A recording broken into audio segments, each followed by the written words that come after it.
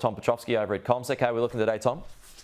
Pete, we're going to kick off with a gain this morning. The futures are telling us we'll be up by around 0.5%. So US markets ended what has been a very challenging month on the front foot.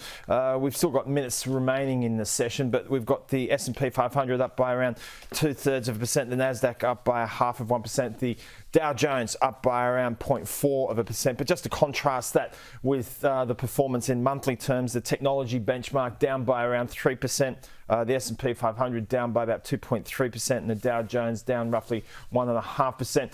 If you're trying to understand why, it's a pretty straightforward situation. The belief that inflationary pressures remain a challenge and there is a likelihood that at the least interest rates will remain higher for longer. That has driven long-term rates higher, creating headwinds for those stock markets. So that's the broad brush of what has happened over the course of the last month. In terms of the European experience last night, we saw some improvements there as well. The French market up by about 0.9%, German market up 0.6%, with a similar outcome for the broader European market.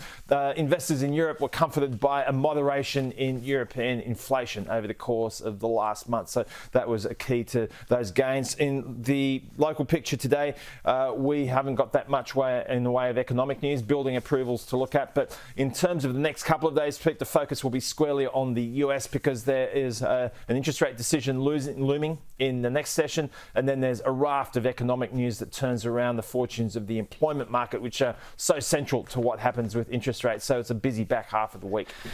Tom Piotrowski, thank you.